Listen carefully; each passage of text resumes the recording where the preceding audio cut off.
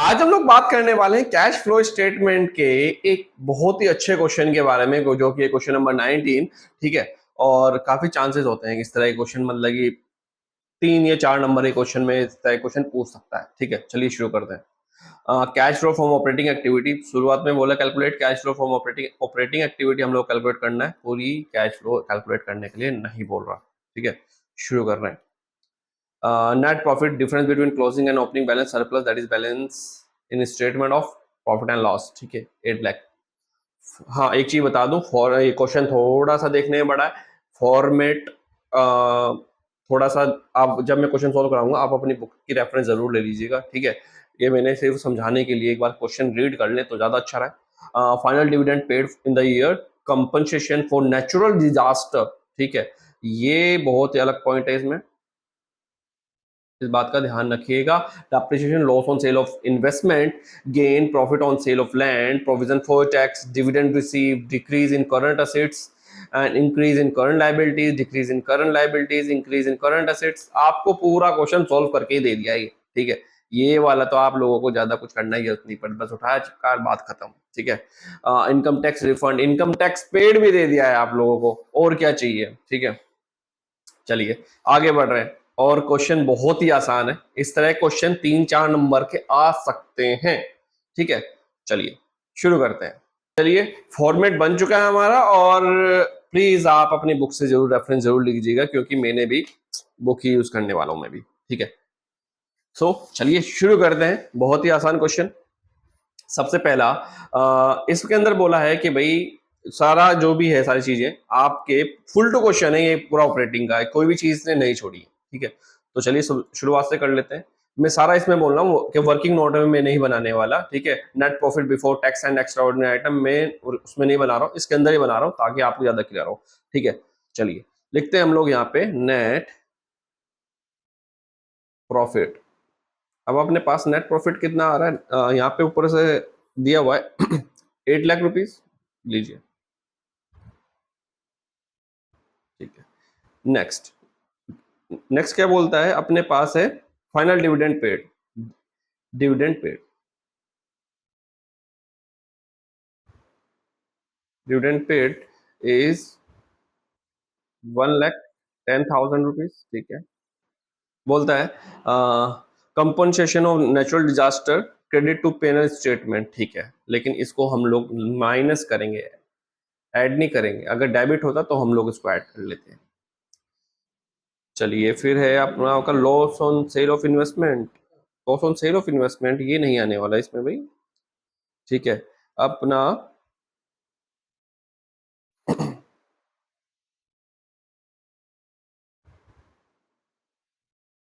Dividend paid हम लोग लिख दिया है। देन उसके बाद हम लोग देख लेते हैं, इसमें दिया हुआ है प्रोविजन फॉर टैक्स, लिख लेंगे प्रोविजन फॉर टैक्स। अपने पास आ गया टैक्स कितना है, अमाउंट है अपना प्रोविजन फॉर टैक्स से 1 लाख, ये भी 1,10,000 ये है। अरे चलो, और क्या लेंगे हम लोग, फिर आगे क्या बोला है, डिविडेंड ये नहीं आने वाला, सीधा हम लोग ने कम, और तो कुछ नहीं है, ऐड करने वाला आइटम कुछ नहीं है इसके अंदर। फिर हम लोग कर लेंगे लेस वाला, ये नेचुरल डिजास्टर वाला, नेचुरल डिजास्टर जो मिला है, कंपनसेशन, कंपन compensation, compensation for natural disaster, natural disaster. Amount कितना हो जाएगा इसका, 75,000 रुपीज, माइनस कर देंगे। ठीक है, अब अपने को एक चीज हो रही है, इनकम टैक्स रिफंड भी तो है। इनकम टैक्स रिफंड, इसको भी हम लोग लेस करते हैं। यहाँ पर कितना है, income tax refund is 10,000 rupees, इसको भी लेस कर देंगे। और यहाँ पे हम लोग लिखेंगे नेट, दूसरे कलर से लिखते हैं तो ज्यादा अलग हाईलाइट होगा। Net profit before tax and EOI, extraordinary items. So 85 और यहाँ पे अपना टोटल आ जाएगा ये 1,20,000 यहाँ पे लिख देता हूँ, ये वाइट से लिखते हैं यार वरना चीजें बदल जाएंगी। 2 ये लीजिए और ये 85 नेगेटिव वैल्यू,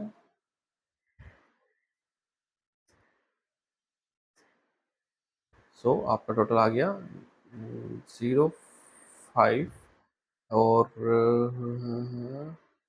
309, ठीक है। एक्स्ट्रा ऑर्डिनरी आइटम में अपना ये कैलकुलेशन हो गई है। अब हम लोग बात करेंगे इसके अंदर वो चीजें हम लोग ऐड और लेस करेंगे, non cash and non operating items, ठीक है। वो सारे हम लोग इसके अंदर ऐड करने वाले हैं और इसको लेस करने वाले हैं जो आइटम हमारे क्वेश्चन में दिए गए हैं। अब क्या क्या दिया गया है, सबसे पहला जो मुझे सबसे फर्स्टली दिखाई दे रहा है वो है डेप्रिसिएशन।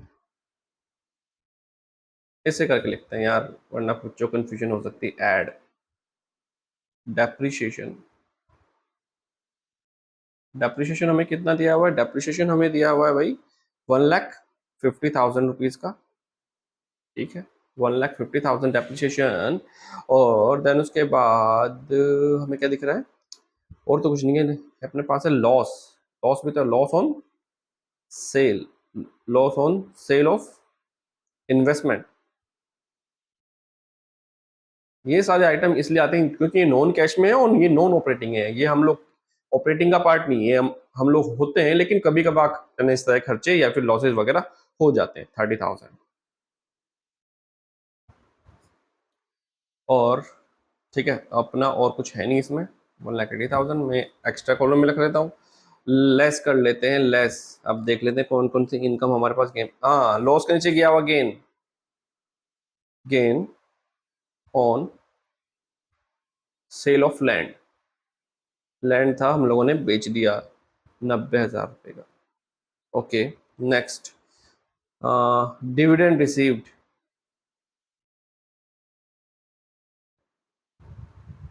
डिविडेंड अपना क्या चला गया रिसीव्ड में, कितना अमाउंट है 20,000 रुपीज, ठीक है।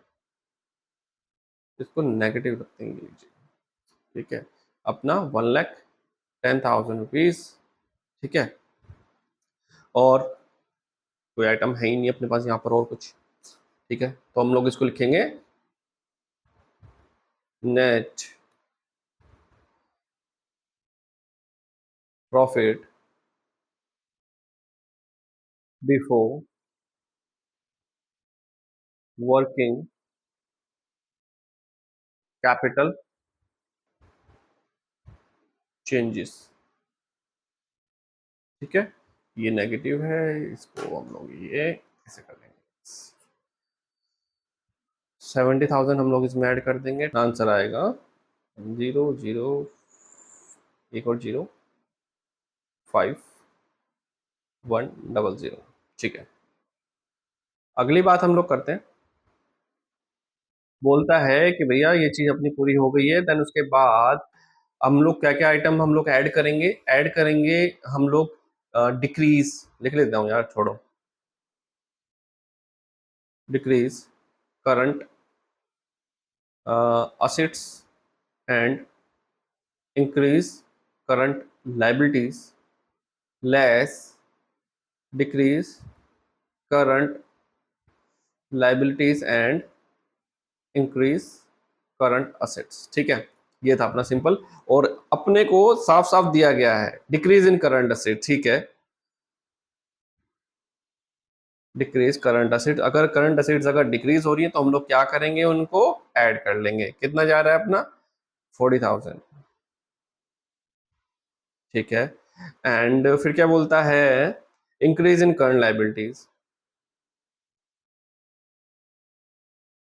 इन करंट लाइबिलिटीज शॉर्ट में लिख देता हूँ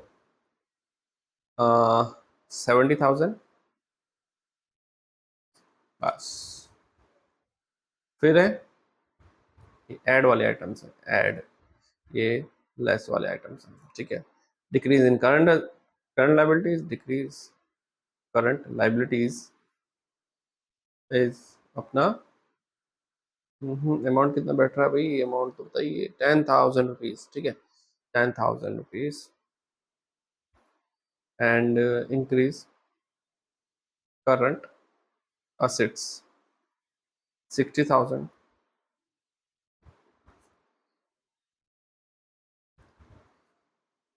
तो थोड़ा और नीचे ले जाते हैं, ठीक है, 1,10,000 और यहाँ पे आएगा आपका 70,000 नेगेटिव।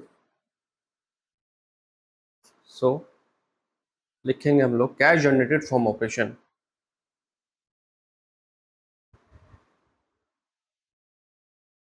फ्रॉम ऑपरेशन, ठीक है, कितना अपना टोटल आ रहा है यहाँ पे 1,45,000 रुपीज, ठीक है। अब यहाँ पर हम लोगों ने ऊपर लेस किया था कंपनसेशन, ठीक है, तो उसी कंपनसेशन को हम लोग यहाँ पे लेस कर देंगे, ठीक है, और लेस सॉरी ऐड कर देंगे ये चीज में। इसके 3 पार्ट जो मैंने बनाए थे आपका ऑपरेटिंग एक्टिविटी के, उसमें सारी चीजें बताई हुई हैं, आप वहां पे जाके देख सकते हैं, ठीक है। ऐड कर देते हैं यहाँ पर compensation, compensation for natural disaster. Amount अपना कितना था यहाँ पे नेचुरल डिजास्टर के रिगार्डिंग 75,000 रुपीज। सो हम लोग उसको ऐड कर देंगे 75,000, ठीक है। अब इनकम टैक्स रिफंड भी तो आया है, इनकम टैक्स रिफंड दोनों ही हम लोग यहाँ पे लेस सॉरी ऐड करेंगे। इनकम टैक्स कितना आ रहा है अपने यहाँ, income tax refund is 10,000 rupees, या फिर आप लोग यहाँ पे ऐसे भी कर सकते हो, इनकम टैक्स पेड सीधा का सीधा आप लेस भी करके दिखा सकते हो, ठीक है। लेस हम लोग करेंगे income tax paid, income tax paid कितना है 1,20,000, या फिर इसका इन दोनों का आप नेट इफेक्ट भी दिखा सकते हो, ठीक है। मैंने अलग अलग दिया है ताकि आप लोगों को कंफ्यूजन क्रिएट ना हो। सो हम लोग यहाँ पे इसको लिख देंगे अपना 85,000 rupees and less 1,20,000 rupees cash